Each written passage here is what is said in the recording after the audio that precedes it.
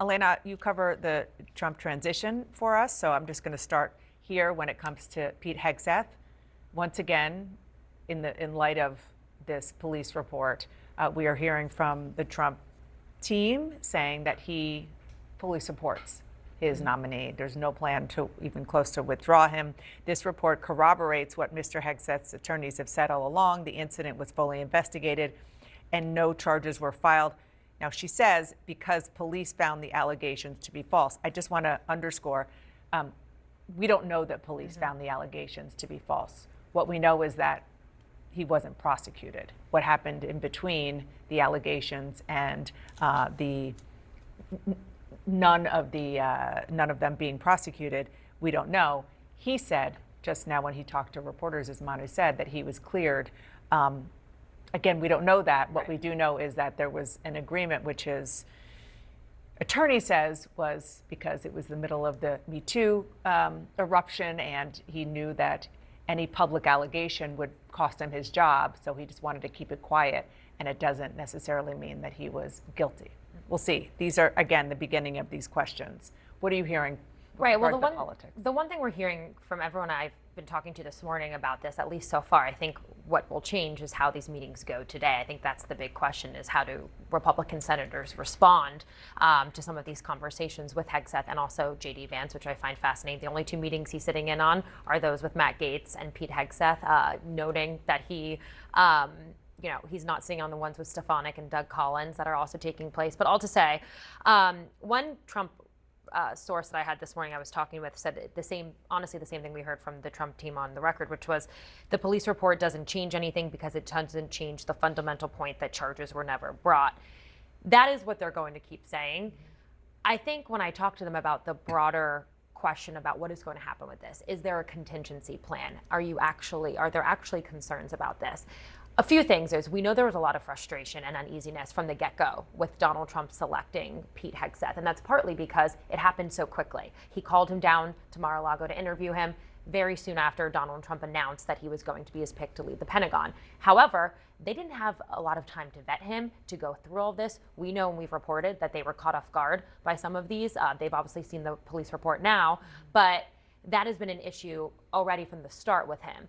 The other thing I think, and goes the same for Matt Gaetz as well, is there's still a fear of what else could come out. Because again, they haven't done enough of that background research on some of these people. And so that's where the fear lies. However, one thing to keep in mind with both Hegseth and also Matt Gaetz is Donald Trump hand-selected them himself. These weren't people who were pushed on him by others. Donald Trump was really the one who wanted them in these roles. And part of this is going to be an ego thing. That is why Donald Trump is standing by them 100% and really lobbying people personally to stick by them and support them through these processes. And he is somebody who was found liable himself in a court of law. He is somebody who has repeatedly denied the allegations about him with regard to allegations of sexual abuse. And therefore, with these particular allegations against these two men, he has kindred spirits. I mean, let's be honest, that's a part of this. And I mean, for Donald Trump, loyalty is a two-way street. If he feels like he's got loyalty from this Fox News anchor and the commonality that you were just talking about, then he's clearly sticking with him now.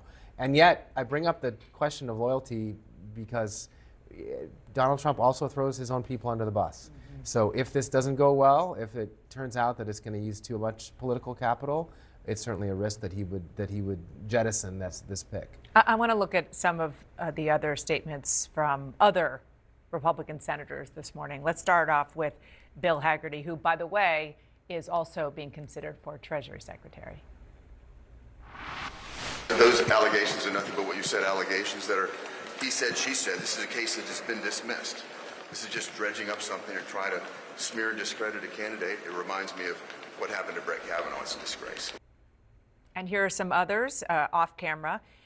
This is specifically about Hegseth. John Barrasso called him a strong nominee. Marsha Blackburn, great meeting. Roger Wicker, pretty good shape. Eric Schmidt, we need outsiders. It goes back to the math that you and Manu were talking about in convincing fellow Republicans. And there are some who have indicated in the past they're willing to oppose nominations where issues of sexual assault may arise. Republican Senator Jenny Ernst. She is a combat veteran. He also has had controversial comments about women in combat. She has a history of protecting women against sexual assault in the military, and she previously opposed an Air Force general back in 2019. So there is a potential here for him to lose Republicans, particularly those who have a track record of caring about women in combat, but also sexual assault in the military, sexual assault generally. Whether we have to wait until January to see how those votes shake out. But remember, the hearings, confirmation hearings, can be quite splashy. A lot can come out of those. Democrats will be part of these hearings. So how one carries themselves through the course of that is also going to be telling, and also how Trump decides to continue backing him or not. I will just add one other data point there, and that is that she too was the victim was a victim of sexual assault. We just heard Manu talking about Pete Hegseth speaking. We have some tape. Let's roll it. We take absolutely nothing for granted, and we welcome the opportunity to talk to any senator that wants to talk to us. Did you sexually assault a woman in Monterey, California? I have, as far as the media is concerned, I'll keep this very simple.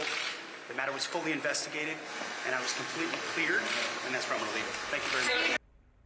Okay, again, he wasn't completely cleared. He just wasn't prosecuted. I also wonder what he means by as far as the media is concerned. Yeah. Does that just mean this is all I'm going to say to you, but I've got something else to say to Donald Trump? I mean, I think part of the interesting backstory here is how annoyed Trump is with this, or if he's not, and I don't know. That just is an odd offhand to start that comment with. I also just think how jarring it is, no matter where we are, no matter what we've seen in the last many years, to have the first question come at you from reporters when you're making your way through the hallways, did you sexually assault a woman, isn't ideal. Let's leave it that way.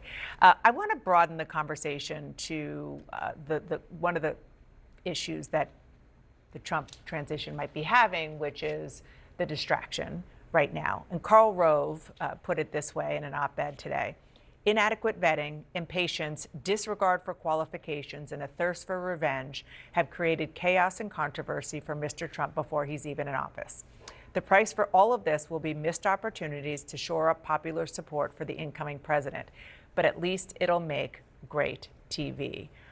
I am of the belief that despite the fact that they were blindsided by the allegations against Pete Hegseth, they certainly knew about a lot of the skeletons in Matt Gaetz's closet.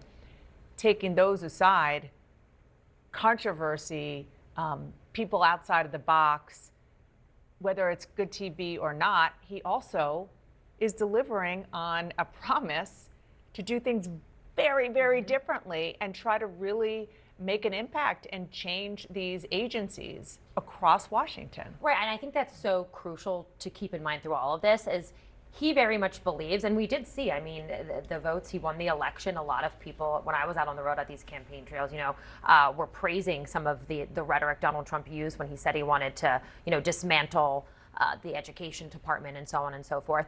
But he believes he has a mandate to carry out, and that's why he's so fixated on some of these people. He likes Matt Gaetz, genuinely wants him in that role for Attorney General. I think there's a lot of people who are arguing, oh, he might be just a sacrificial lamb. That is not the case in my conversations. Donald Trump very much likes Matt Gaetz because he thinks he is the one person who actually disrupt the Department of Justice. And Donald Trump and his team believe that that is what the people want, that people have been saying we need changes and that they're going to support this. And that's a big part of why, all of this is being described a lot of times as, just something they need to get through and a hurdle they need to pass, but not necessarily a litmus test for them or something that could potentially disqualify them for this role. Yeah, no, my reporting is what yours is, that he really wants Matt Gaetz for this job. He really, really likes Matt Gaetz. But that doesn't change the fact that so far that It's not always up to him. the numbers are not there. And while it may be publicly a distraction for each of these nominees to have to navigate, behind closed doors, there is work underway to do the things he said he wants to do. I talk to my sources all the time about what is, for example, being worked on in the immigration space and his mass deportation plans.